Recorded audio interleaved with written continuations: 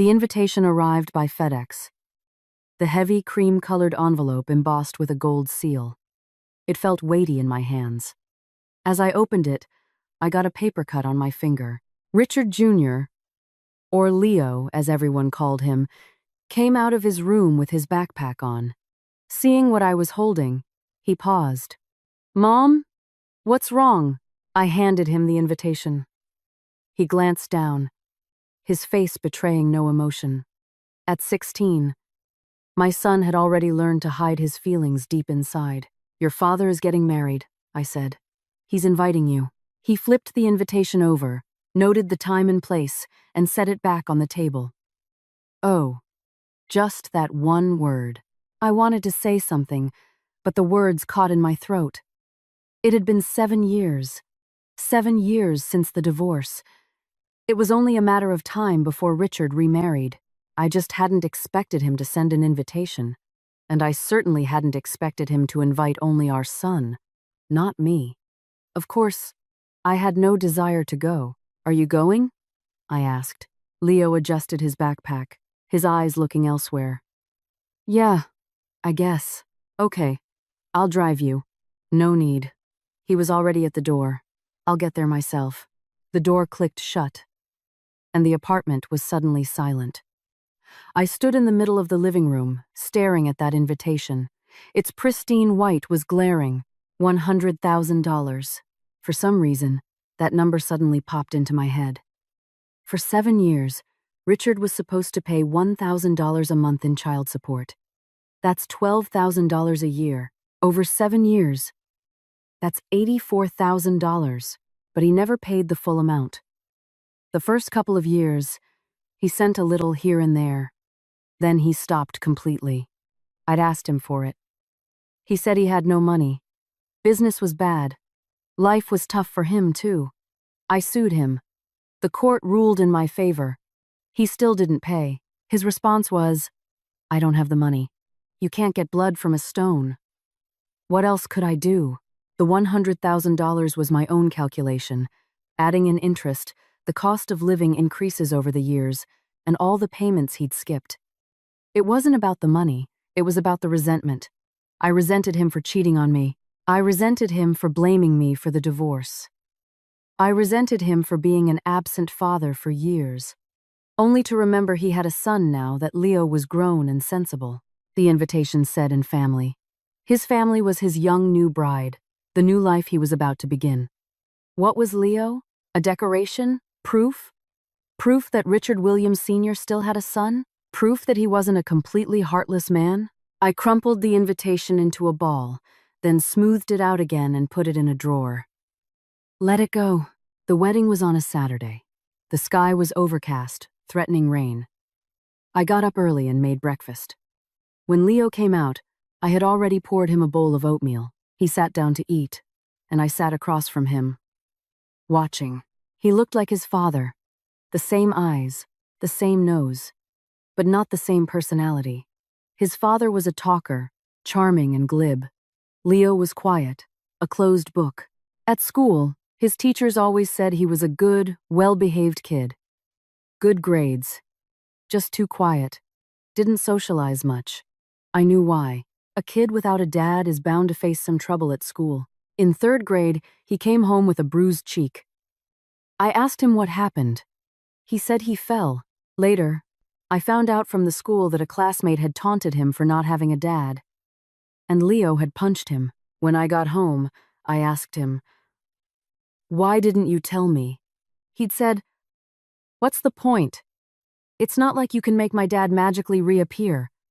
Even now, that sentence stings. "Mom." Leo put down his spoon. "I'm done." I snapped back to the present and looked at his empty bowl. "You should change. Wear that new button-down shirt I bought you. This is fine." He was wearing an old gray hoodie, the cuff slightly frayed. I knew he didn't want to dress up, didn't want to look like he cared about this wedding. "All right." "Your choice." He stood up, then hesitated. "Mom, I'm leaving." As he walked to the door, I suddenly called out, "Leo!" He turned back. I wanted to say something. I wanted to tell him not to be angry with his father.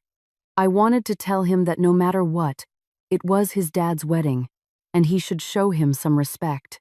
But the words wouldn't come. Why should he? What respect had his father ever shown him? In 7 years, how many times had he visited? How many phone calls? How much money had he contributed? Nothing, I said. Come home early. He nodded and left. Outside, the sky grew darker. The wind rustled the leaves of the trees below. I stood by the window, watching Leo's back as he walked out of the complex and disappeared around the corner. A sudden unease washed over me. The wedding was at a 5-star hotel. Richard had done well for himself in recent years. I'd heard he'd started 2 companies, bought a villa, and a new luxury car. The bride was 12 years younger than him. Beautiful. She'd been posting pictures of her diamond ring, her wedding dress, and their trip to the Maldives on social media. Leo never showed me these. I heard about them from others. In a town this size, news travels faster than the wind. A huge welcome sign stood at the hotel entrance. Mr. Richard Williams and Miss Jessica Hayes. Next to it was their engagement photo, both of them beaming. Leo looked at it for a moment, then walked inside. The ballroom was already filled with people, Richard's relatives, friends, and business partners. Leo scanned the room and recognized few faces. He found a seat in a corner and pulled out his phone. Someone tapped him on the shoulder. He looked up. It was his grandmother. "Leo, you're here," she said, her face wreathed in smiles. "Come here. Let Grandma look at you. My, you've gotten so tall." Leo stood up. "Hi, Grandma." She took his hand, looking him up and down. "You're too thin. Too thin. You need to eat more." His grandfather stood nearby, along with a few uncles and aunts, all wearing polite, distant smiles. "Your father's inside greeting guests. He'll be out in a minute," his grandmother said. "You'll be sitting at the head table, with your father and your new stepmom." Leo didn't say anything. "By the way," his grandmother lowered her voice, "how's your mom doing?" "She's fine." "That's good. That's good." She nodded. Then her eyes fell on his old hoodie, and she frowned slightly but said nothing. The ceremony began soon after. The officiant said a string of flowery words. The bride and groom exchanged rings and drank champagne. The crowd applauded thunderously. Leo sat at the head table, watching his father on stage, his arm around that young woman. Smiling so wide his face crinkled. He remembered the day his parents divorced. 7 years ago. It was in this same hotel, a different ballroom. The 3 of them sat together, having one last meal. His dad's phone kept buzzing. He'd glance at it, decline the call. It would buzz again, and he'd decline it again. His mother didn't say a word the entire time, just kept putting food on his plate, telling him to eat up. After the meal, his father said, "Leo, you'll live with your mom. Dad will come visit often." Then he left. 7 years. How many times had he visited? Leo had counted. 5 times. Including a few brief calls for his birthday or Christmas, the total was less than 20. He only found out about the child support later. One night, he got up to use the bathroom and heard his mom on the balcony, her voice low, but he could hear every word from behind the door. "Richard, are you going to pay or not? Does your son not need to eat? Does he not need to go to school? You can't even come up with $1,000 a month?" He didn't hear what was said on the other end, but he heard his mom's final words. "Fine. If you won't pay, I'll just pretend I never knew you." After that, his mom never called to ask for money again. On stage, Richard was giving a speech, thanking this person and that. At one point, he got emotional, his eyes welling up. Leo watched him, feeling like he was looking at a complete stranger. Was this man his father? After the toasts began, the atmosphere grew lively. Richard, with his new bride, went from table to table, his laughter booming. People kept egging him on to drink more. When they reached the head table, he saw his son sitting there, and his smile faltered for a second. "Leo," He patted his son's shoulder. Come on.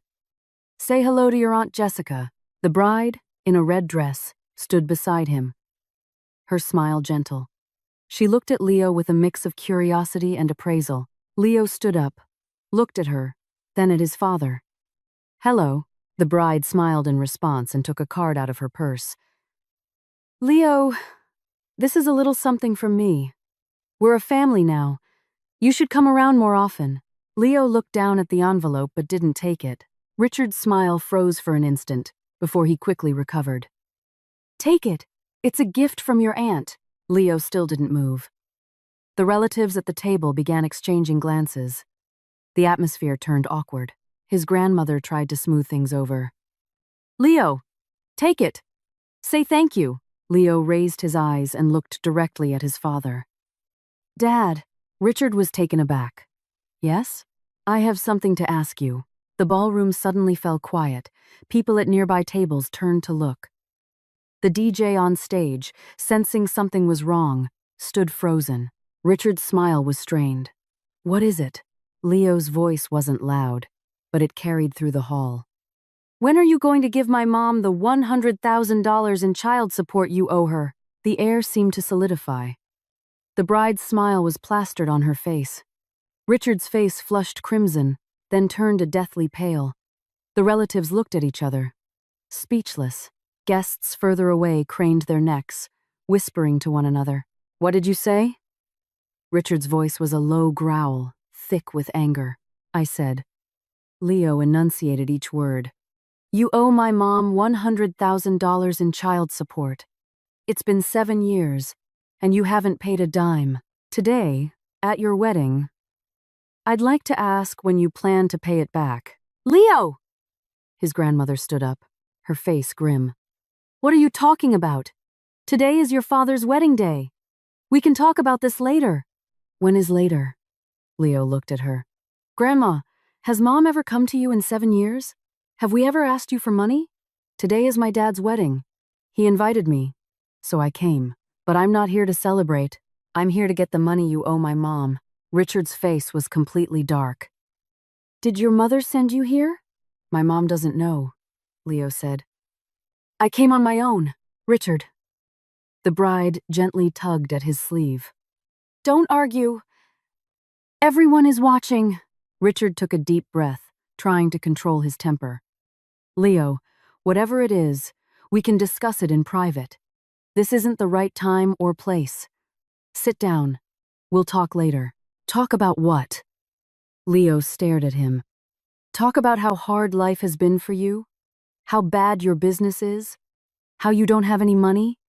Dad, how much did this wedding cost? This hotel? This reception? That diamond ring? At least $500,000, right? You can't come up with $100,000 for my mom? Whispers rippled through the crowd. Someone took out their phone and started recording. Richard's eye twitched. His fists clenched and unclenched. The bride stood beside him, pale, her eyes red. Leo, he said through gritted teeth. You want to make a scene? Is that it? Fine. Let me tell you. The court settled the money issue. I paid what I was supposed to pay. Don't listen to your mother's lies. Paid? Leo let out a small laugh. Dad, can you even believe yourself when you say that? He took his phone out of his pocket, tapped the screen a few times, and held it up. A recording began to play. Richard, are you going to pay or not? Does your son not need to eat? Does he not need to go to school? You can't even come up with $1,000 a month? Claire, listen to me. I don't have the money. Go ahead. Sue me. Even if you win, I don't have it. So what if there's a court order? I'm just not paying. What are you going to do about it? It was the conversation from 7 years ago. He had recorded it on his phone while his mother was on the balcony. Richard's face completely changed.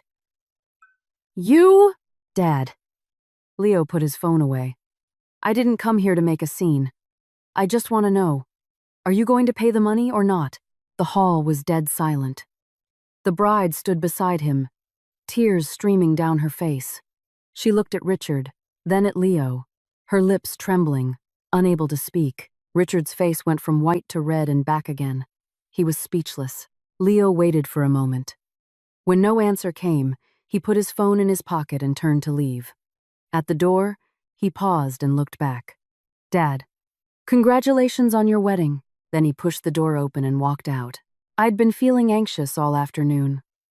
It was a vague, unsettling feeling. I couldn't sit still. The TV was on, but I wasn't watching. My phone was beside me, and I picked it up several times, wanting to call Leo, but I put it back down. He was a big boy now, with his own ideas. I shouldn't meddle too much, but I couldn't shake the worry. At 5, the doorbell rang. I went to open it. Leo was standing there, his face calm, unreadable. "You're back," I said. "How was the wedding?" He looked at me and paused. "Mom, I did something." My heart skipped a beat. "What did you do?" He came inside, put his phone on the table, and sat down. He told me everything, from beginning to end. As he spoke, I stood leaning against the wall. When he got to the part where he asked the question on stage, my knees went weak. And I almost collapsed. "You recorded it?" My voice was trembling. "When did you record that?" "7 years ago," he said. "That night you were on the balcony making the call. I heard you from behind the door. I had a feeling he'd deny it later, so I recorded it." I looked at him. My 16-year-old son. He still had the face of a boy, but his eyes were those of an adult. "Leo!" I went and sat next to him. "You shouldn't have gone. I know Dad's going to give me trouble for this. You don't have to be afraid. But all of his people will say you were wrong. Let them talk." He looked at me, and suddenly I didn't know what to say. He turned to face me. "Mom, I've always wanted to ask you, why didn't you fight him? He cheated. He didn't pay child support. He ignored us. Why didn't you fight? The court ruled in your favor. Why didn't you file for enforcement? You just put up with it for 7 years." I opened my mouth, but no words came out. "Later, I figured it out," he said. "You didn't fight because of me. You were afraid that if things got ugly, it would affect me. You were afraid people at school would point fingers and say my mom was a shrew. You were afraid it would make things awkward for me with his side of the family." My eyes welled up. "But Mom," he said, "I'm not afraid. I'm not a kid anymore. I know whether he's good to me or not. I know how much he owes you. I don't need him to save face for me. And I don't need him to pretend to be my dad. I just wanted everyone to know what kind of person he really is." I reached out and pulled him into a hug. He was taller than me now, his shoulders broad. I held him like I did when he was little, patting his back gently. "My silly boy," I said. "Mom doesn't care about the money." "I do." His voice was muffled. "You deserve it. You raised me all by yourself for all these years." It wasn't easy. My tears started to fall. That night, Richard called over a dozen times. I didn't answer. Neither did Leo. Later, he sent a text. "Claire, you raised a fine son.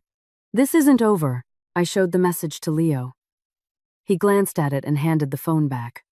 "Mom, don't be scared." "I'm not," I said. The next day, the story was all over town.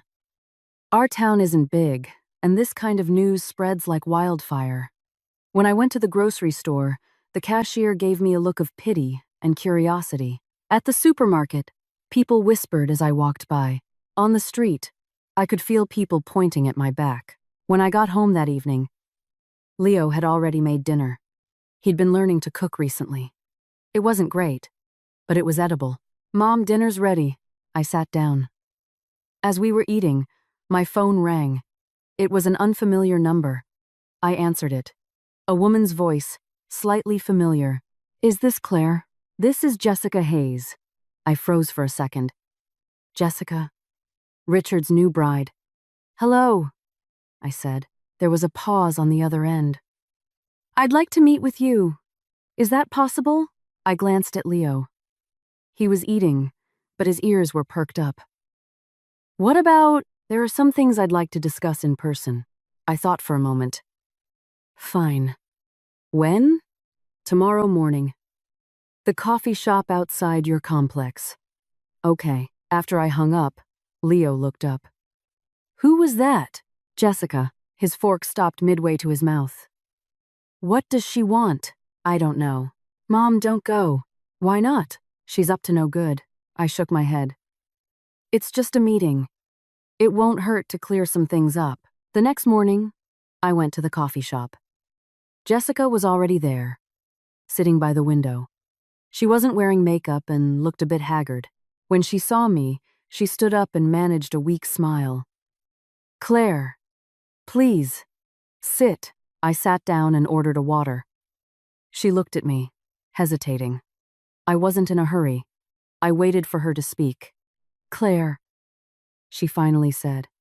About yesterday. I want to apologize on Richard's behalf. I just looked at her, silent. He was furious last night, she continued. He smashed things at home. I've never seen him like that. She bit her lip. Claire, I know it hasn't been easy for him these past few years. When you divorced, his business was just starting out.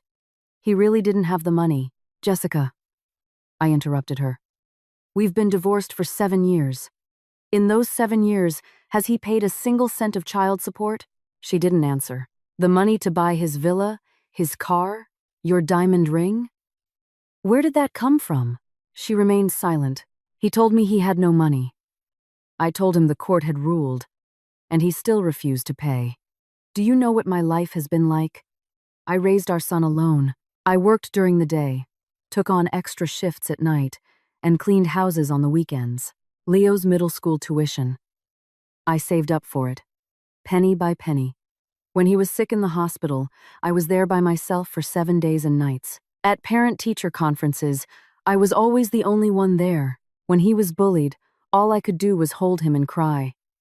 My voice trembled. I stopped, took a deep breath. Jessica, I'm not here to ask you for money. I just want you to know exactly what kind of man you married. Jessica looked down, silent, for a long time. Then she looked up at me, her eyes red. Claire, she said.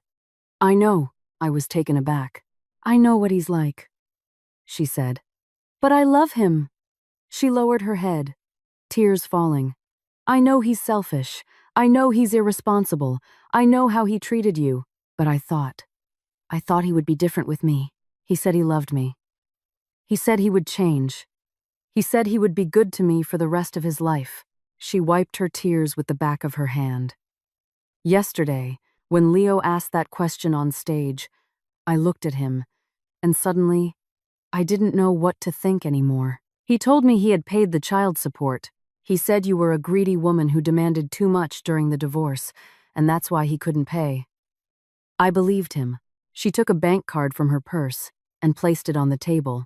Claire, there's $200,000 on this card. It's my own money, not his. Please take it. Consider it payment from him. I looked at the card, then back at her. I didn't touch it. Jessica, I said, I can't take this money. Why not? Because it's not from him, I said. He owes the debt. He should be the one to pay it, not you. She looked at me, tears streaming down her face again. Claire, you're right. She stood up. I was blind. She turned and walked away.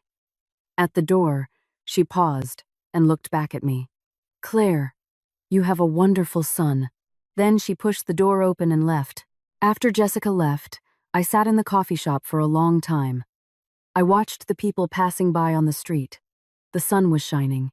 It reminded me of the day we got divorced, 7 years ago. The weather was just like this. I walked out of the courthouse, and Leo was waiting for me. He was only 9 then. He stood at the bottom of the steps, looking up at me. Mom, where's Dad? I knelt down to look him in the eye. Leo, from now on, it's just you and me. He nodded. He didn't cry or throw a tantrum. He just took my hand and said, Mom, let's go home. At that moment, I felt like my world had collapsed.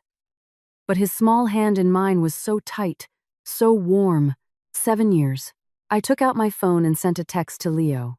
What do you want for dinner? Mom will make it. He replied quickly. Anything. Whatever you make is good. I smiled at the message. That evening, when I got home, Leo was already in the kitchen, cooking. I stood at the doorway, watching his back. He was tall and slim, wearing an apron, clumsily chopping vegetables. Mom, he said, without turning around. What did she want today? Nothing much. We just talked. About what? About how she was blind. The chopping stopped for a second, then resumed. Oh, Leo? I said. About what you did at the wedding. I've been thinking about it a lot. He turned to look at me. Mom, he said, don't try to talk me out of it. I don't regret it. I know you don't regret it. I walked over to him. I wanted to say, thank you. He looked surprised, the tips of his ears turning red. For what? He looked down and continued chopping. I'm your son. I looked at him, my heart full. Yes, he was my son, and that was enough. A few days later, Richard called again. This time, I answered, Claire. His voice was weary. Are you satisfied now? I didn't say anything. Jessica left, he said. She left the night of the wedding, said she needed to think. Then she never came back. I call. She doesn't answer. I text. She doesn't reply. I went to her parents' house, and they said she doesn't want to see me. I was still silent. Claire, his voice rose. Your son ruined my marriage. Are you happy now? Richard, I said. Was your marriage ruined because your son asked you for child support at your wedding? He was quiet. You ruined it yourself, I said. You don't pay your debts. You lie. You're irresponsible. You're a terrible father. Who do you have to blame but yourself? He was silent for a long time. Claire, he finally said, that $100,000. I'll give it to you. I laughed. No need. Why not? Because you can't afford it, I said. What you're giving isn't money. It's a debt. A debt you owe Leo, and you can never repay it. I hung up. He never called again. A month later, Jessica came to see me. It was a weekend, and Leo was at a study session. I was home alone. The doorbell rang. I opened it to see her standing there. She had lost weight and looked tired. But her spirits seemed better. She smiled when she saw me. Claire, can I come in for a bit? I let her in and poured her a glass of water. She sat on the sofa, looking around. Your home is so clean, she said. I didn't respond, waiting for her to get to the point. She looked down at the glass in her hands. Claire, I divorced Richard. I was surprised.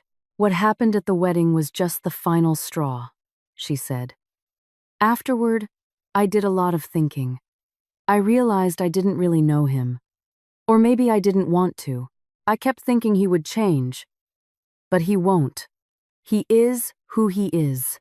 He'll always be that way. I said nothing. Claire. She looked up at me. I came today to apologize. Apologize for what? To you, she said. And to myself. I shouldn't have believed him. I shouldn't have thought you were a bad person. You're not.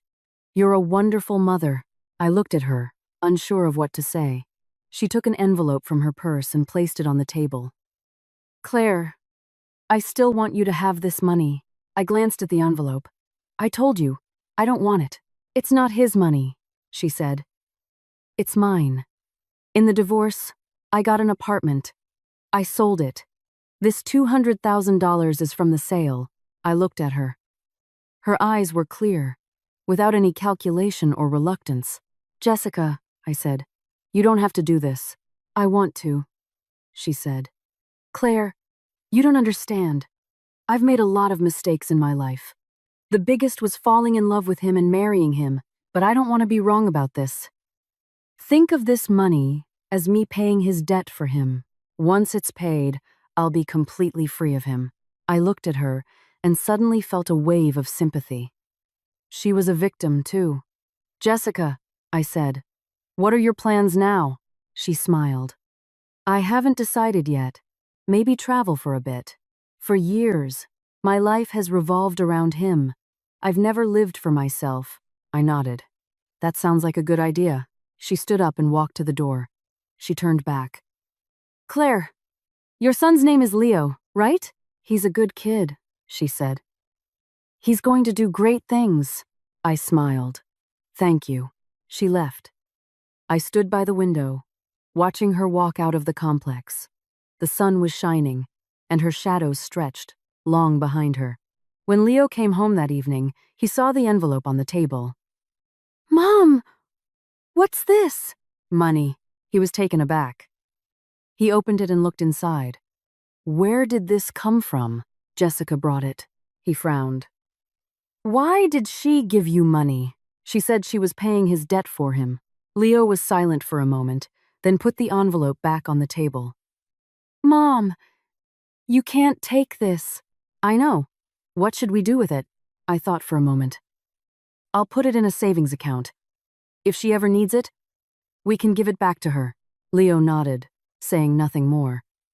After a while, he suddenly asked, Mom, do you hate him? I looked at him. His eyes were serious. I used to, I said. Not anymore, because he's not worth it, I said. Hating someone is exhausting. I'd rather spend that energy raising you. He looked down, silent. I went and sat next to him. Leo, what about you? Do you hate your dad? He thought for a long time. I don't know, he said. Sometimes I do, sometimes I don't. Sometimes when I think of him, he feels like a stranger. But then I remember when I was little, and he'd take me to the park, buy me ice cream, carry me on his shoulders. His voice was muffled, but that was all a long time ago. Now when I think about it, I'm not even sure if it was real. I put my arm around him, letting him lean on my shoulder. Leo, I said, whether it was real or not, it's in the past. You have me, and you have your future. He didn't speak, but I felt him lean in closer. Outside, the sky had turned dark. The streetlights came on, casting an orange glow on the sycamore trees below. The wind rustled the leaves. Mom, Leo said suddenly, I want to change my name. I was surprised. To what? Take your last name, he said. Leo Miller. I looked at him, my eyes suddenly hot. Okay, I said. We'll go tomorrow. He looked up at me and smiled. It was the most beautiful smile I had ever seen. There isn't much more to tell. Leo changed his name to Leo Miller. He continued to do well in school and later got into a great university in the city. After graduating, he stayed and got a job as a programmer at a tech company. He makes a good salary and brings me all sorts of gifts when he comes home for the holidays. As for Richard, I heard his life didn't go so well. His business failed, he sold his house, and he dated a few other women. But nothing lasted. One year, during the holidays, I ran into him on the street. He looked much older. His hair was gray, and his back was stooped. He was standing outside a supermarket, smoking. He saw me and froze, looking like he wanted to say something, but I walked past before he could. Jessica called me a few times. She said she opened a bed and breakfast in Vermont and was doing well. I kept the $200,000 for her. She eventually came for it, saying she wanted to expand her business. We had dinner and talked for a long time. When she left, she gave me a hug. Claire, thank you. For what? I asked. Thank you for helping me see him for who he really is. You did that on your own, I said. Leo started dating. His girlfriend, a college classmate named Emily, was a quiet, sweet girl. The first time she came over, she was so nervous she could barely speak. Leo was beside her, laughing. Mom, don't scare her. When did I scare her? I said. The girl glanced at me and whispered, Hello, Mrs. Miller. I poured her a glass of water and told her to relax. She slowly opened up and started telling me about her work, about how Leo teases her. Leo protested. No, I don't. Don't listen to her. Watching them, I suddenly remembered a time, many years ago, when I was young, when I had been in love and thought it would last forever. But that was a long, long time ago. After they left that evening, I sat alone in the living room, looking at the moon. It was bright and full. My phone buzzed. It was a text from Leo. "Mom, we're home. Emily wanted me to tell you she really likes you." I looked at the message and smiled, typing back, "I like her too." He sent another. "Go to bed early, Mom." "Okay," I replied. I put my phone down and sat for a while longer. The moonlight streamed through the window, pooling on the floor like a thin layer of frost. I thought about that day at the wedding, when Leo stood on that stage and asked his father for the money he owed. He was only 16 then, in an old hoodie, standing in front of all those strangers, neither arrogant nor humble. I thought then, this child will do great things. Now, I'm even more certain. He will do great things. He will have his own life, his own family, his own happiness. And I will always be here, watching over him, making him dinner once in a while. That is enough. Outside, the moon hung in the sky, big and round. Tomorrow would be a good day. The second story. Here is a certified check for $15 million. Sign these divorce papers, and your name will be permanently removed from the Harrington family records. My soon-to-be ex-father-in-law, Arthur Harrington, slid a flimsy piece of paper across the vast mahogany desk with the tips of his index and middle fingers. The contempt in his eyes was palpable, as if he were examining a piece of roadside trash. Behind him, a young woman named Tiffany, my husband's personal assistant, gently stroked her abnormally large pregnant belly with a proprietary air. The triumph and provocation in her eyes were so thick they were practically solid. My gaze fell on the divorce documents. I felt a dead calm inside. I picked up the Mont Blanc pen on the desk and, with a swift, clean stroke, signed my name. Isabella Ross. Done. Done.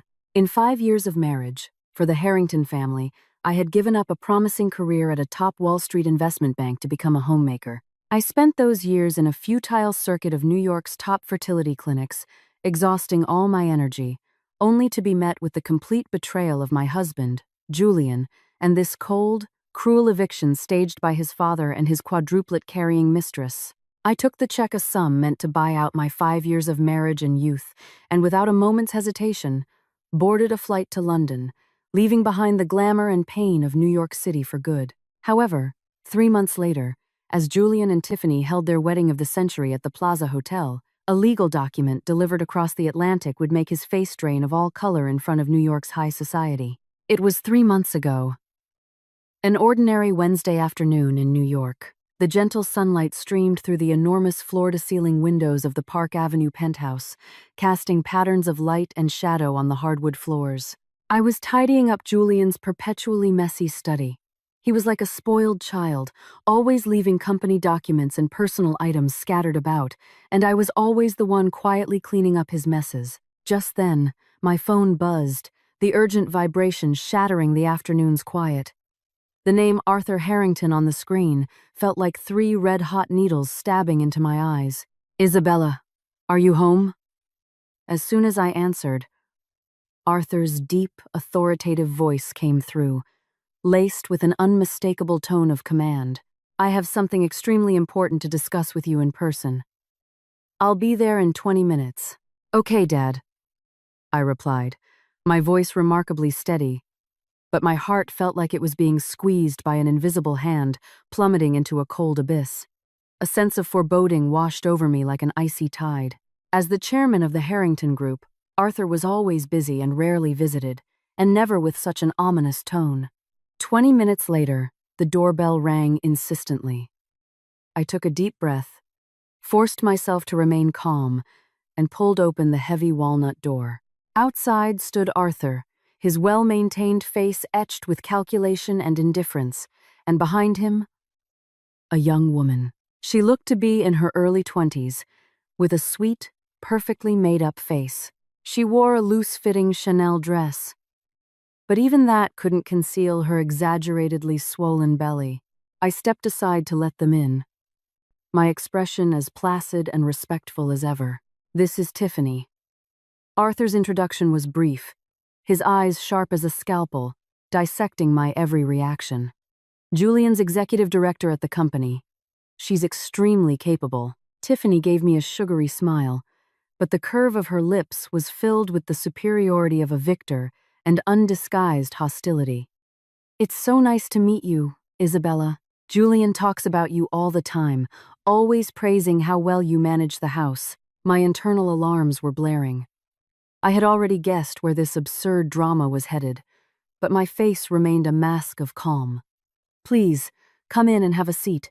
I walked to the bar, used a set of fine china to brew 2 cups of premium single-origin coffee, and carried the tray over, setting it on the table before sitting on the sofa opposite them. The air in the massive living room seemed to freeze, so quiet you could hear the ticking of the antique German clock on the wall. Tick-tock, tick-tock, each sound striking at the heart.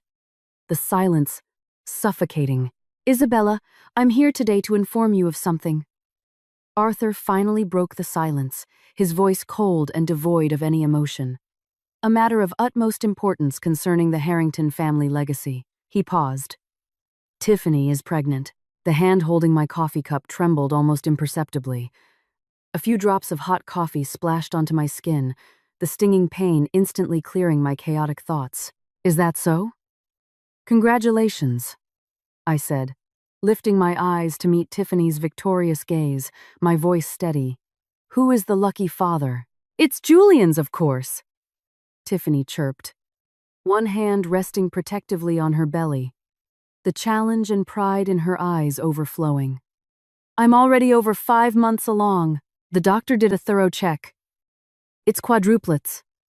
The house is going to be so lively soon." As she spoke, she pulled a thick stack of ultrasound reports from her Hermes Birkin bag, like a soldier presenting a Medal of Honor, and pushed it across the coffee table toward me. I picked up the papers. On the black and white images, the outlines of 4 tiny lives were clearly visible. The report's conclusion, in bold type, read, "Quadruplet pregnancy, 4 viable fetuses, strong fetal heartbeats. Does Julian know about this?" I heard my own voice, as calm as if I were chairing a board meeting that had nothing to do with me. "Of course he knows," Arthur answered in a matter-of-fact tone, his voice carrying an unshakable finality. "In fact, you could say this happened with my tacit approval. Julian was hesitant at first, but now he has fully accepted the situation." He paused, as if composing more lethal words. "Isabella, you and Julian have been married for 5 years, and there has been no sign of a child. The Harrington family has invested so much effort to help you get pregnant. We've been to the best hospitals in the country and abroad. You've been taking supplements that cost thousands of dollars a box like they were candy. The money we've spent is enough to buy a mansion in the Hamptons. And what's the result? Nothing." I listened in silence, offering no defense, just watching him, waiting for the final verdict. Tiffany being able to carry quadruplets for our family is a testament to her ability, and it's a blessing for the Harringtons. Arthur's tone was condescending. "You should understand what kind of family we are in New York. As my sole heir and the future head of the Harrington Group, Julian absolutely cannot be without children to inherit this vast empire, and now Tiffany is carrying 4. This is a godsend, a miracle for our family. So?" I finally spoke, my voice still calm. "So, I expect you to see the reality of the situation, consider the bigger picture, and voluntarily step aside." Arthur's words were like a sharp scalpel, cutting cleanly to the truth. "A divorce. The Harrington family will not let you leave empty-handed. We will give you a sum of money large enough for you to live comfortably for the rest of your life." Tiffany, unable to contain herself any longer, chimed in. "Isabella, let's be honest. Julian and I have been together for almost 3 years. We're truly in love. It's only because of his marriage to you that we've had to keep our relationship secret." She stroked her belly again, a mix of girlish coyness and pride on her face. And don't take this the wrong way, but it wasn't me who wanted to destroy your marriage. It was your own failure to secure his future. Look at me. I got pregnant with 4 at once. But you? 5 years of marriage and you couldn't even produce one. If a woman can't even fulfill her basic duty to procreate, what right does she have to hold on to the prestigious title of Mrs. Harrington? Every word was a poisoned needle stabbing into my heart. Arthur said nothing, clearly endorsing her crude and direct assessment. I took a deep breath, forcing down the surge of humiliation and anger. Almost 3 years. That meant just 2 years into our marriage, he was already with this woman, and I, like a complete fool, was kept in the dark, still tormenting myself day after day with guilt over my inability to conceive, drinking bitter herbal remedies that made me want to vomit. I understand, I said slowly, my voice betraying no emotion. Give me a few days to think about it. What is there to think about? Tiffany's patience had clearly worn thin, her tone becoming sharp. Do you really think Julian still has any feelings for you? All his attention is on me and our 4 babies now. Even if you refuse to leave, you'll only end up embarrassing yourself. Besides, at your age, once you're divorced, finding another man with Julian's status would be next to impossible, wouldn't it? Tiffany. Arthur chided her lightly, then turned his icy gaze back to me. Isabella, you're a smart woman. You should know what's best for everyone. I'll give you 3 days. After that, I need a definitive answer. This can't drag on. After they left, I sat alone in the vast, silent living room, my eyes vacant, staring at the glaring ultrasound report on the table. 5 months. Quadruplets. I picked up my phone, my fingers trembling slightly as I dialed Julian's number. It rang for a long time before he answered, his voice tired and hoarse. Hello? Your father was here, I said, getting straight to the point, my voice devoid of emotion. With your executive director, Tiffany, and your 4 unborn children, a long, dead silence on the other end, punctuated only by his heavy breathing. Isabella, Julian's voice was full of hesitation and evasion, as if he were struggling to find an excuse. You don't need to explain anything. I cut him off coldly. I just want to know what you're thinking. Another suffocating silence. It lasted so long I thought he had hung up. Finally, he spoke again, his voice laced with a hollow apology. I'm sorry. Sorry? I couldn't help but laugh, a bitter, desolate sound. You think a simple sorry will fix everything? Julian, we've been married for 5 years. You cheated on me for 3 of them. Now your mistress is pregnant with your children, and all you have to offer is a pathetic sorry? I didn't expect things to turn out this way, he said, his voice a weak attempt at justification. I admit, Tiffany and I have feelings for each other. She's younger than you, more vibrant. She knows how to make me happy. I feel relaxed with her. And, he paused, his tone becoming more hesitant, and she's pregnant with quadruplets. You know how much my father wants grandchildren. Now there are 4 at once. He'll never let them go. And what about me? I finally asked the most humiliating question, my voice trembling uncontrollably. Where do I fit into your plan? You're a good wife. You take great care of the house. But, he trailed off, but I can't have children. I have no reproductive value. Is that it? I finished his cruel sentence for him. He didn't deny it, just a faint on the other end of the line, a sound as light as a sigh but as heavy as a hammer on my heart. Tiffany's pregnancy was an accident at first. He was still trying to explain. But since the babies are here, and there are 4 of them, and my dad is so insistent, I really have no choice. This is huge for our family. You know I'm the only son. My dad has been obsessed with continuing the family line.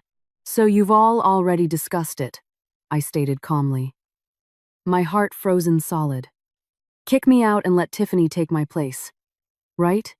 It's not about kicking you out. Isabella. Julian's voice held a trace of guilt. Dad said that if you agree to the divorce, He'll give you a huge settlement to ensure you live comfortably for the rest of your life. How much? I asked directly. 12 million, he said. Cash, plus a condo on the Upper East Side. It's the best we can offer. I laughed, tears streaming down my face. 12 million! How generous of the Harrington family. Isabella, you know our family's assets. That's a drop in the bucket for us. Julian's voice was coaxing. That money is enough for you to live very well. You can travel the world, invest, do whatever you want. It's not enough. I cut him off sharply. He was clearly stunned, not expecting my refusal. What? I said. It's not enough. I looked out the window at the city lighting up with neon, my eyes becoming sharp. Julian, do you think a mere $12 million can buy out our 5-year marriage? Erase my 5 years of sacrifice? Compensate me for the life you stole from me? Then what do you want? His voice was laced with annoyance and a hint of wary suspicion. 15 million, I said, the number calm but unyielding. All cash. I don't want your condo, and I don't want any shares in the Harrington Group. Just cash, Julian gasped. 15 million? Isabella, are you insane? That's extortion. Not at all. My voice was still calm, but held a firmness that chilled him. You want to marry Tiffany. You want her to give birth to your 4 children legitimately. Then I want $15 million as the price for my abdication. That's my bottom line. And my only condition. If you don't accept, then we'll just drag this out and see who can last longer. I need to discuss this with my father. His voice was tired and defeated. As you wish, I stood up and walked to the window, looking down at the glittering city below. I'll give you 3 days. If I don't have a definitive answer by then, we'll continue this way. After hanging up, I went into the master bedroom and from the bottom drawer of the nightstand took out a small, locked jewelry box. Inside, there were no precious gems, but 4 pregnancy tests. Each one clearly showed 2 bright pink lines. A week ago, I had noticed something was different. One morning, I was hit with a wave of nausea and spent what felt like an eternity vomiting in the bathroom. A thought struck me like lightning. I drove to the nearest pharmacy and bought every brand of pregnancy test they had. Back home, behind a locked door, the first test showed 2 lines. The second, the same. In disbelief, I took a third and a fourth. The results were identical. I immediately made an appointment with a top OB/GYN at Mount Sinai. Blood tests, ultrasound. The kind, Ivy League-educated doctor looked at my chart and smiled warmly. Congratulations, Mrs. Harrington. You're pregnant. How far along? I asked, a mix of elation and fear swirling inside me. Based on your HCG levels and the ultrasound, you're about 8 weeks along, the doctor said with a smile. And, she pointed to the screen, her voice filled with surprise, it appears to be a multiple pregnancy. The situation looks very promising. Multiple? My heart hammered against my ribs, my breath catching in my throat. Yes, look here. 1, 2, 3, 4. 4 separate gestational sacs, all with strong, steady heartbeats. My initial assessment is quadruplets, and all 4 babies are very healthy. The doctor's voice was full of awe. The chances of conceiving quadruplets naturally are incredibly low. You are very, very lucky. However, a multiple pregnancy carries significantly higher risks than a single one. You'll need to be extra careful and follow all medical advice for regular checkups. When I left the hospital, the afternoon sun was so bright it was almost blinding. I clutched the ultrasound report in my hand, my heart a tumultuous sea of emotions, unable to tell if this was a blessing or a curse. The next evening, Julian came back to the place he called home. He looked terrible. The dark circles under his eyes showed he hadn't slept well. The discussion with his father had clearly been difficult. I spoke with my dad, he said, slumping into the sofa and rubbing his temples. 15 million is just too much. The most we can do is 13. That's our final offer. Then no divorce. I replied, leaving no room for negotiation. Isabella, don't push it, he snapped, his voice rising. 13 million is a fortune. It's enough for a normal family to live on for generations. What more could you want? To your family. It's pocket change. I stared at him, my voice dripping with sarcasm. Julian, Tiffany is carrying the heirs your family has been waiting 5 years for. 4 of them. You know better than I do what those children mean to you. 15 million to get rid of the barren wife so you can move on? It's a bargain for you. He was speechless, unable to argue. Besides, I added, my voice laced with a subtle threat, if I refuse to divorce you, what will you do? Sue me? If it comes to that, I have no problem telling the world about your affair. About how you got your subordinate pregnant with quadruplets. When that happens, how many points do you think the Harrington Group's stock will drop? The reputation your family has spent decades building in New York, your own carefully crafted image as a brilliant young executive, is all that worth 15 million? You do the math. Are you threatening me? Julian's face turned ashen, his eyes burning with rage. I'm not threatening you. I'm negotiating, I replied calmly. Isn't marriage, at its core, a contract for mutual benefit? Now that the partnership has failed, it's time to liquidate the assets, and the accounting should be crystal clear. Julian took a deep breath, visibly trying to control his anger. After a long moment, he spoke. I need to talk to my dad again. I can't make this decision alone. Fine. I'll wait for your final answer. I nodded, my stance unwavering. But you have 2 days. After that, the offer is off the table, and we'll go back to being the perfect couple. The next afternoon, Arthur came alone. He was in a foul mood, not even bothering to fake a smile. Isabella, Julian told me your terms, he began, his tone accusatory. 15 million. You've got some nerve. Arthur, it's what I deserve. I looked at him, my voice calm but filled with years of suppressed pain. I've been part of this family for 5 years. I've served you and Julian. Managed this household flawlessly. Have I ever complained? I gave up my career in finance. A career I loved. Turned down countless opportunities to prepare for a family. I distanced myself from my own family and friends to fit into your world. I gave everything to this family, hoping for a peaceful life with Julian. Now, because of another woman and the children she's carrying, you want to throw me out like trash. Don't I deserve adequate compensation? Isn't 13 million enough? Arthur's brow furrowed, his patience wearing thin. No, I held my ground. And I have one more condition. The 15 million must be paid in cash. No stock, no real estate. Once the money is in my account, I will immediately apply for residency in another country and never return. I will have no further contact with the Harrington family. You're leaving the country? Arthur was stunned, his eyes filled with suspicion. Yes, I'm moving to London, I said.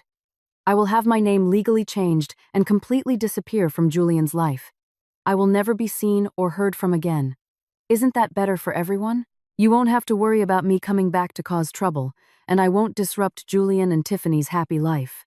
Arthur was silent for a long time, his eyes fixed on my face, trying to find a crack in my composure. 15 million. Paid in full within a week. Then you get on a plane and never come back. You will never interfere in our family's affairs again, he confirmed, his voice cold and transactional. Yes, I nodded without hesitation. And I will sign a legally binding document stating that I will never disclose the real reason for our divorce. You can spin whatever story you want to the public. I won't say a word. Fine. Arthur finally made his decision. I agree. But you remember this. Isabella, you take this 15 million, and you are no longer connected to this family in any way. No matter what happens in the future, you have no right to come to us for anything, and you are forbidden from using the Harrington name for any reason. Don't worry, I won't, I said. Also, Arthur added, we will be signing a strict non-disclosure agreement. If you violate any of its terms, you will be required to return double the amount and face all legal consequences. Fine. I didn't hesitate. I have a condition too. The payment must be made in 2 installments. 10 million on the day we sign the papers. The remaining 5 million within 3 days of the divorce being finalized. Why 2 installments? Arthur was instantly wary. Are you planning something? I just want to be sure of your commitment, I said. And I need time to handle the logistics of my move. Visas, securing a place to live in London, arranging for private medical care.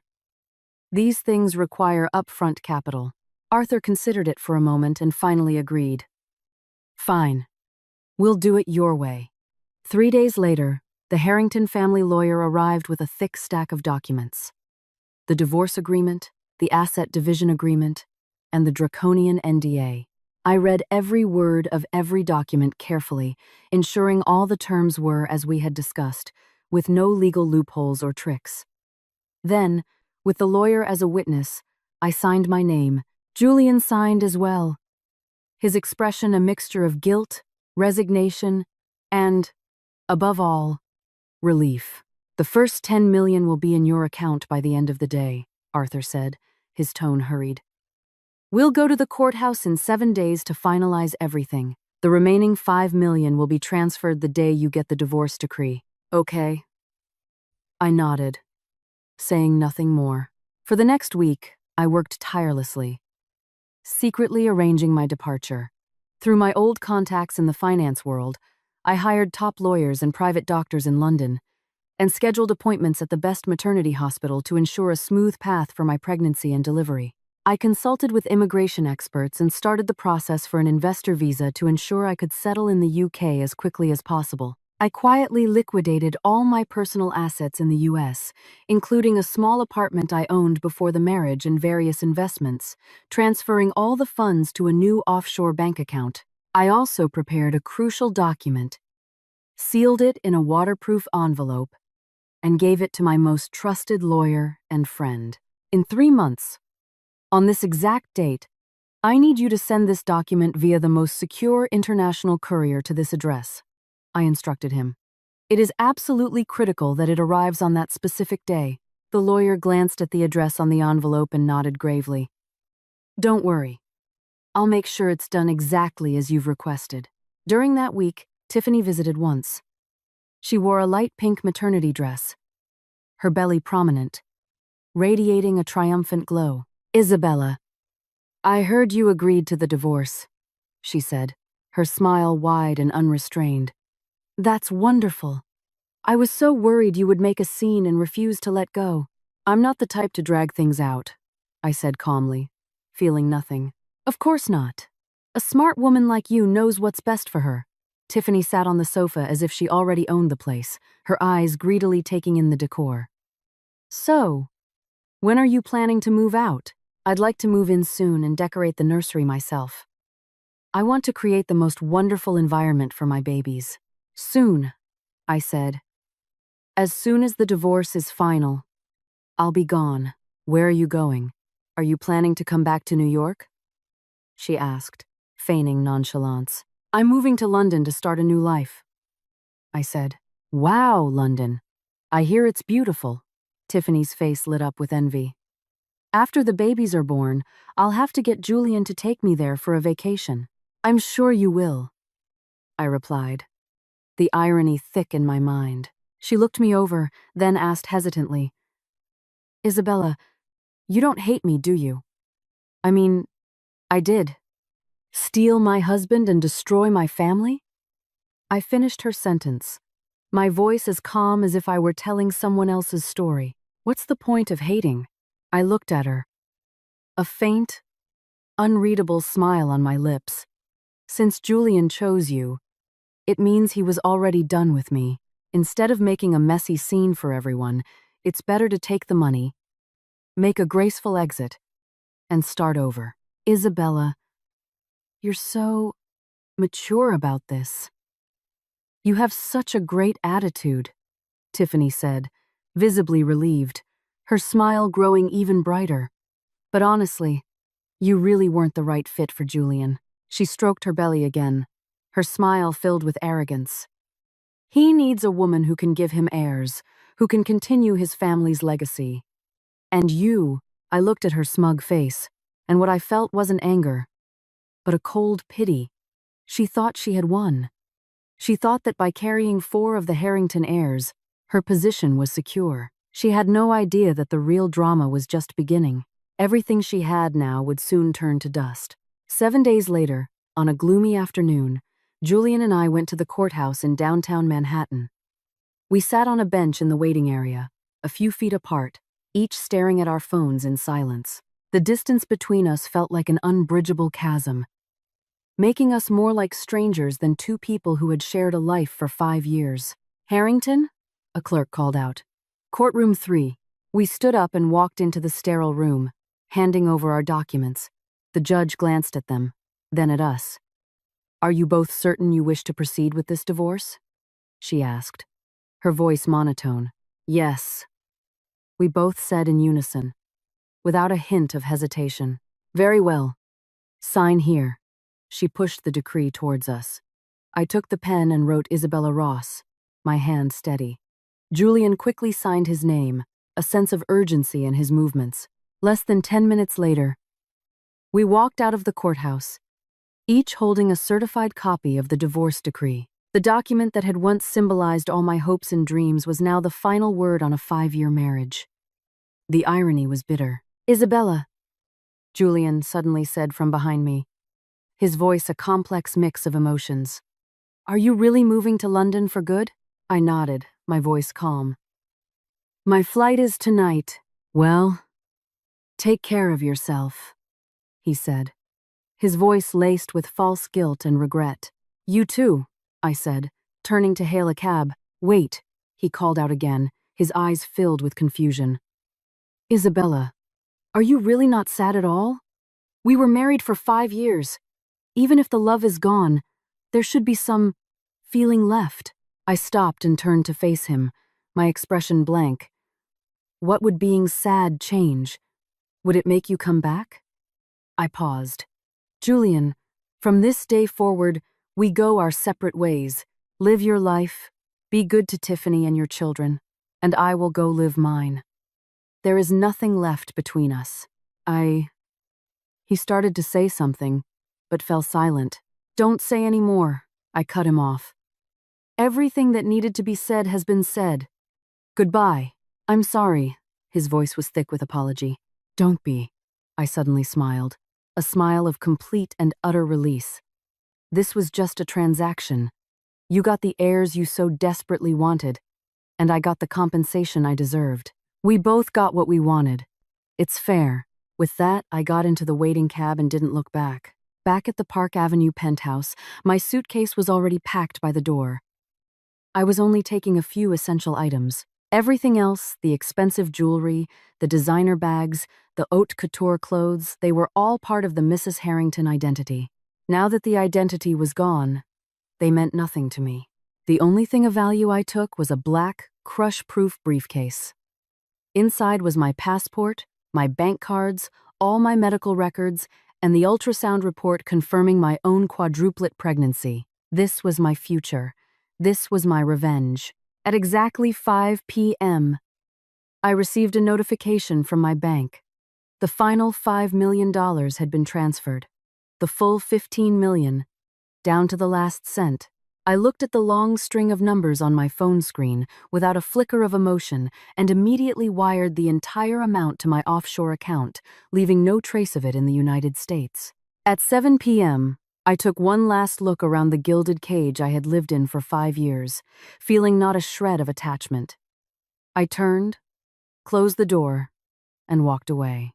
In the VIP lounge at JFK, of all people, Julian was there. "Isabella," he said, his eyes full of a strange sort of regret. "When you get over there, if you run into any trouble, call me. Don't hesitate. There will be no need for that." My voice was calm and distant. "Julian, as of today, we cut all ties. You are you, and I am me. There's no us anymore." "I know," His voice was tinged with disappointment. But you were once my wife. Ex-wife. I corrected him coldly. That chapter is closed. He fell silent, a bitter smile on his face. I should get to my gate, I said, pulling up the handle of my suitcase. Goodbye. Or rather, this is farewell. Isabella, he said suddenly, his curiosity getting the better of him. What are your plans in London? Settle in. Live my life, I said. Maybe I'll start a small business. Maybe I'll do nothing. Just have my children and watch them grow. That's good, he nodded. Take care of yourself. You too. I turned and walked toward the gate without hesitation. After passing through security, on a strange impulse, I glanced back. Julian was still standing there, watching me, his expression a fog of indecipherable emotions. I gave him a small wave, a final goodbye, and turned away for the last time. Before boarding, I went to the restroom. Standing in front of the mirror, I gently placed a hand on my still flat stomach. For the first time in months, a genuine, gentle smile touched my lips. Babies, I whispered, my voice filled with love and anticipation. Mommy is taking you to a new place to start our own life. We don't need anyone else. Mommy will give you the best future possible. We are going to be so happy. The plane sped down the runway, lifted off, and climbed into the night sky. I watched the glittering city lights shrink below me until they were just a blur. I felt no nostalgia, no regret. Goodbye, New York. Goodbye, Julian. You think you've won. You think Tiffany's quadruplets are your greatest victory. You think that with me gone, I can no longer pose a threat. But you will never know that the curtain has just been raised on the real performance. What you owe me, I will take back, with interest. The day after I left New York, Tiffany moved into the Harrington family's grand estate in the Hamptons, taking on the role of lady of the house. She was as giddy as a canary let out of its cage, fluttering about the opulent mansion, her face alight with unconcealed triumph. Julian, this house is incredible. It's 100 times better than my tiny apartment, she cooed, clinging to his arm. To think this is our home now. It feels like a dream. I'm so happy. I'm glad you like it, Julian said, patting her hair with a hint of perfunctory affection. You need to rest and take care of yourself. If you need anything, just tell my father. Tiffany nodded eagerly, pressing herself against him. Julian, you're so good to me. I promise I'll give you 4 healthy, beautiful babies. I'll make you the happiest father in the world. Arthur had the housekeeper deliver boxes of premium supplements. His expression was as stern as ever, but his eyes held a glimmer of satisfaction. Tiffany, these are the best prenatal supplements, imported specially for you. They're excellent for the pregnancy. You're not just one person anymore. You're carrying 4 Harrington grandchildren. You must eat well and build up your strength to bring my precious grandchildren into the world safely. Thank you, Dad, Tiffany chirped sweetly, her voice full of fawning respect. Hearing her call him Dad, the icy facade on Arthur's face seemed to soften slightly. Good girl. From now on, this is your home. Make yourself comfortable. My 4 grandchildren are counting on you. Tiffany was ecstatic, her smile threatening to split her face. She had finally achieved her goal. She was about to become the official Mrs. Harrington, living in a mansion she had only dreamed of, with the support of her father-in-law and the devotion of her husband. And most importantly, she was carrying quadruplets, her ultimate trump card, the key to her secure position in the Harrington family. That Isabella woman is such a waste, she said to her best friend over a video call, her voice dripping with contempt. 5 years of marriage and couldn't produce a thing. She deserved to be kicked out. Now, the title of Mrs. Harrington is mine. She can cry her eyes out in London for all I care. She's never coming back. Tiffany, you are my hero. Her friend's voice was a mix of envy and admiration. From a mere executive assistant to a wealthy socialite, pregnant with quadruplets. It's like something out of a movie. You're amazing. It's called being smart, Tiffany said, proudly patting her belly. I'm not like some women who are all talk and no action. She was sitting on a gold mine and didn't know what to do with it. In the end, she got nothing. In the following weeks, Tiffany's life was a whirlwind of luxury and indulgence. Arthur had the family's private chef create a new gourmet menu for her every day, featuring the most expensive and exotic ingredients, terrified that she and his unborn grandchildren might be deprived in any way. Julian was also exceptionally attentive, taking walks with her in the sprawling gardens every morning and evening, and personally massaging her swollen legs at night. Tiffany, in turn, launched a relentless campaign of showing off on social media. One day, it was a photo of her baby bump. The next, a tour of the mansion's lavish interiors. She posted pictures of the supplements Arthur bought her, the new limited edition Hermes bags and Cartier jewelry Julian gifted her. Every post was flooded with likes and comments, all fawning and envious. "Tiffany, you're living the dream. Married into a top family and hit the jackpot with quadruplets. So happy for you. I'm so jealous. When will I get lucky enough to meet a handsome, rich man like yours? Wishing you a lifetime of happiness and 4 healthy, adorable babies." Tiffany read these comments, her heart swelling with vanity. She even found an old photo of me online and sent it to her friend. "See? This is Julian's barren ex-wife, Isabella. She's not even that pretty. And so pretentious. Serves her right. You're ruthless, you know that?" Her friend teased. "Forcing the original wife out of the country and taking her place. What's he going to do?" Tiffany scoffed. "She took her 15 million and ran off to London. What right does she have to come back? And what could she possibly do to me? I have Julian's love, my father-in-law's support, and the sole heirs to the Harrington fortune in my belly. What does she have? She's a washed-up, infertile woman. She can't compete with me." "True," her friend agreed. "You're the family hero now. No one would dare cross you." "Exactly," Tiffany said smugly. "Once I have these 4 children, I'll be the undisputed matriarch of this family. The entire Harrington group will belong to my sons one day." When Tiffany was 7 months pregnant, Arthur began planning the wedding in earnest. "Julian, your wedding to Tiffany must be the most spectacular event of the season," he declared. "I want all of New York to know that Tiffany is the rightful Mrs.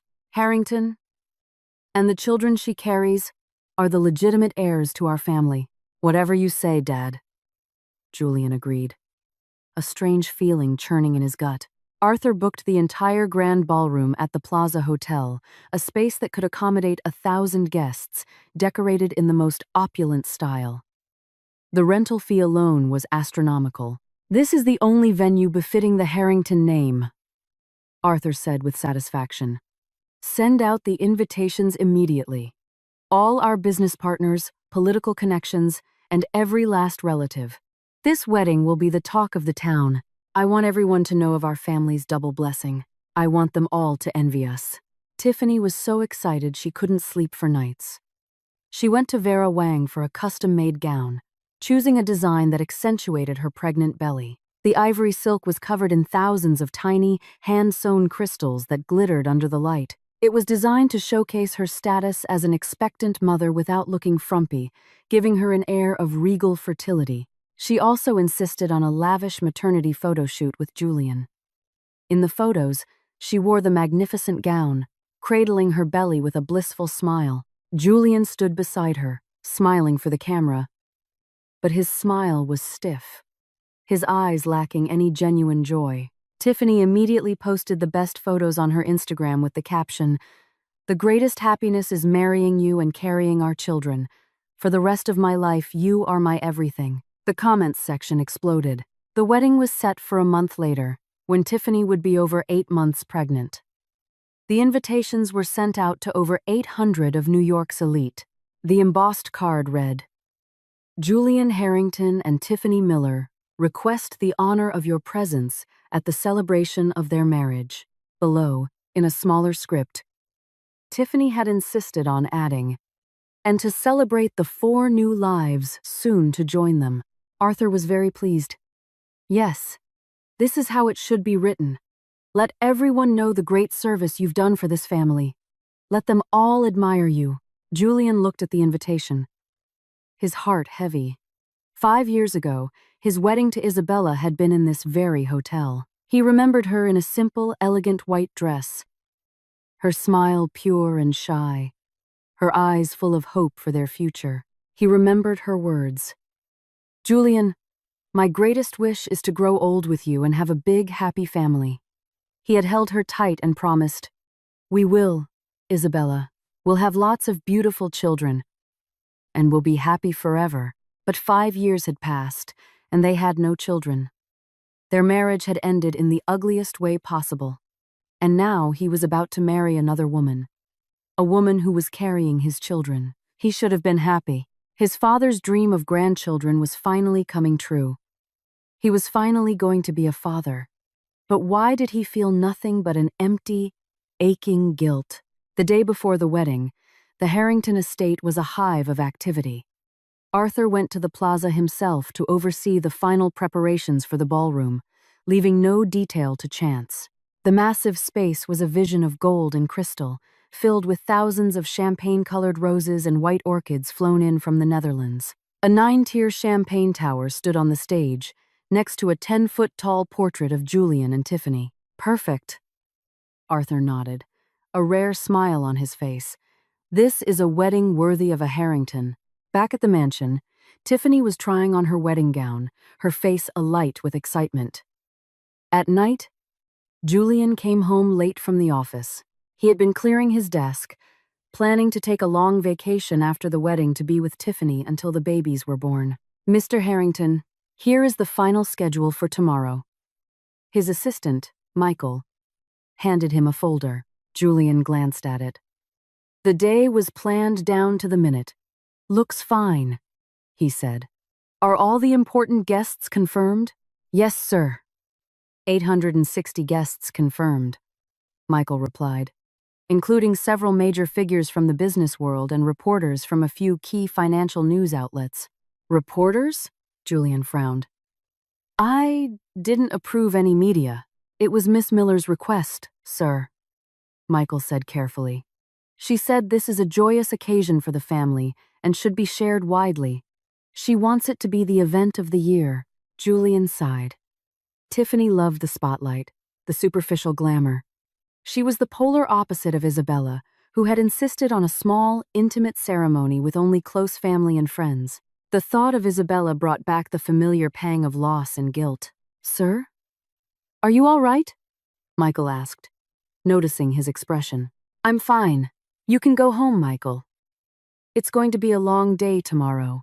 Alone in his vast office, Julian stared at the wedding photo on his desk.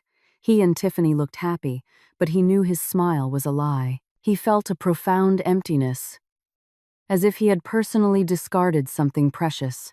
Just then, his private cell phone rang. An unknown number from the UK. He hesitated, then answered, Hello.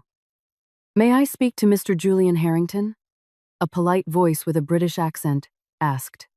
This is International Priority Express. We have an urgent legal document for you from London that requires your personal signature upon receipt. Will you be available for delivery tomorrow? A document? I haven't ordered anything, Julian said, confused. The item was sent from London, sir. The sender was very specific that it must be delivered to you in person tomorrow and cannot be signed for by anyone else. London. Julian's heart skipped a beat. Isabella was in London. Could she have sent this? Why? She had taken the money and left. I have a very important event tomorrow. I won't be available, Julian said, a strong sense of dread washing over him. But the sender insisted it must be delivered into your hands tomorrow, and that you must open it immediately upon receipt. The courier's voice was firm. The sender also specified a single delivery address. The Plaza Hotel, New York. Julian's blood ran cold. The Plaza Hotel, the site of his wedding. Why would Isabella send a package there, on that specific day? Fine, he said, forcing himself to stay calm. Deliver it to the plaza tomorrow. I'll arrange for someone to meet you. I will sign for it myself. Hanging up, His mind was in turmoil. He had a terrible feeling that something disastrous was about to happen. He replayed the entire divorce process in his mind. He thought he had handled everything perfectly. Isabella had been so calm, so devoid of resentment when she left. So why did he feel this gut-wrenching terror? On the day of the wedding, the grand ballroom at the plaza was a dazzling spectacle of wealth and power. Julian stood on the stage in a bespoke Tom Ford tuxedo, a stiff, practiced smile on his face. Tiffany clung to his arm, her custom gown shimmering under the spotlights, her pregnant belly her most prized accessory. Her face was a mask of pure triumph. At the head table, Arthur, looking distinguished in a dark tailored suit, was beaming, boasting to the business tycoons around him. Yes, our Tiffany is truly blessed. Quadruplets, a miracle, the doctors said. The Harrington legacy is secure. The air buzzed with the chatter of New York's elite. Everything was perfect, just as Arthur had planned a magnificent display of power and prestige. And now, the MC's voice boomed through the ballroom. Let's have a round of applause as our bride and groom exchange rings. A symbol of their eternal love. The crowd erupted in applause. Julian picked up the Cartier diamond ring from the velvet cushion. Tiffany eagerly extended her left hand, her eyes sparkling with anticipation. She was moments away from becoming the official Mrs. Harrington. At that exact moment, a man in a dark suit and gold-rimmed glasses, holding a black document folder, strode through the main doors and up to the stage, flanked by 2 hotel security guards. "Hold on," he said, his calm, clear voice amplified by the microphone he took from the stunned MC. "This ceremony must be paused." The room fell silent. "Sir, who are you?" the MC stammered. The man held up the folder. "My name is David Chen. I am a legal representative for an international DNA diagnostics firm. I am here to deliver an urgent legal document to Mr. Julian Harrington." The crowd gasped. Julian's face turned white. He looked at his father, who had shot to his feet, his face thunderous. "What is the meaning of this? This is my son's wedding." "My apologies, sir," the lawyer said calmly. "But the sender, my client, gave explicit instructions that these documents be delivered and opened here, today, in public. Otherwise, it will be considered a refusal of service, the consequences of which Mr. Harrington will have to bear himself." A wave of dread, cold and suffocating, washed over Julian. He knew, with terrifying certainty, who the sender was. "What nonsense is this? Get him out of here!" Tiffany shrieked, her face contorted with fury.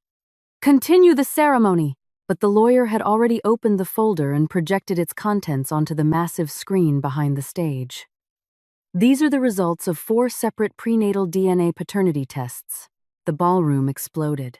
On the screen, in large, bold letters, the results were displayed for all to see. Subject: Tiffany Miller.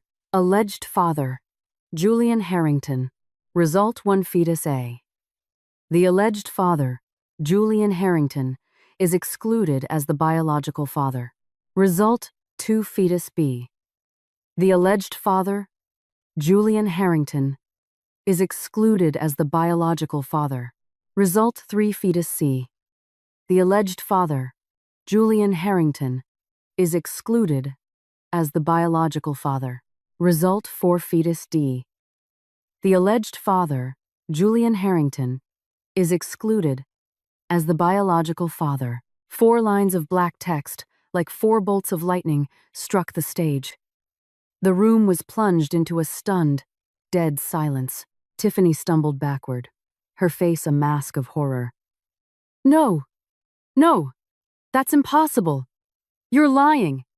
It's fake." The lawyer's voice was cold and clinical. The samples were obtained via amniocentesis and were compared against Mr. Harrington's genetic profile on file from previous medical examinations. The entire process was documented and is legally admissible. In short, Mr. Harrington is neither the legal nor the biological father of these 4 children. The guests erupted.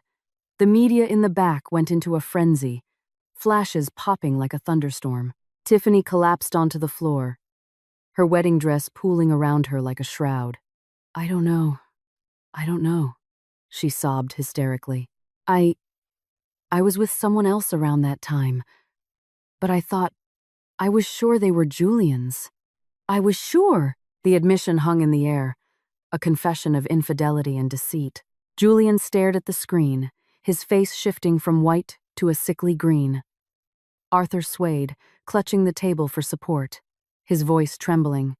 Tiffany, explain yourself. But she was incoherent, lost in a torrent of tears and denial. Julian stumbled back, the strength gone from his legs. You lied to me, he whispered, staring at the heap on the floor. You used 4 children that aren't even mine to destroy my marriage. Arthur lunged forward and slapped her across the face, the sound echoing through the silent hall. You tramp! How dare you deceive the Harrington family? At that moment, the lawyer produced a second document. This is a letter from my client to Mr. Harrington. He read it aloud. Julian, congratulations on your wedding. And congratulations on using $15 million to successfully buy me out of our 5-year marriage. I just wanted to remind you that you're not the only one who can order a paternity test. You thought you had won. In reality, you were just a pawn in a different game. The children aren't yours. The marriage isn't real. The legacy you wanted? I took it with me. Sincerely, Isabella. The room was silent for 3 seconds. And then the chaos was absolute. She was pregnant too? With his real children? Julian's head spun. He finally understood. The $15 million wasn't the price of her silence. It was the capital for her revenge. What did she mean she took it with her? Arthur stammered, his face ashen. The lawyer added one final devastating blow. My client also wishes to state that she has already completed her own prenatal examinations in London. They have confirmed a natural quadruplet pregnancy, and a paternity test, using your prior medical data for comparison, has confirmed with 99.9999% certainty that Mr. Julian Harrington is the biological father. The words sent Julian plummeting into a personal hell. Tiffany fainted. Julian leaned heavily against a floral arrangement, muttering to himself, 4. All 4 of them were mine. My own children. I sent my own children away. He remembered her last words to him at the airport. You think you've won? In reality, you've gained nothing. On the giant screen, a final line of text appeared. Test commissioned by Isabella Ross. Purpose: legal documentation and notification of involved parties. The wedding of the century had become the most public, humiliating scandal of the decade. The next day's headlines were brutal. Harrington Hare's wedding day paternity test disaster. Quadruplets not his. Ex-wife flees to UK with true hairs. And at that moment, I was lying in a private hospital suite in London, the city skyline visible from my window. I gently stroked my swollen belly, a soft, calm smile on my face. Babies, I whispered. You don't have to acknowledge that man. He didn't want you, but Mommy does.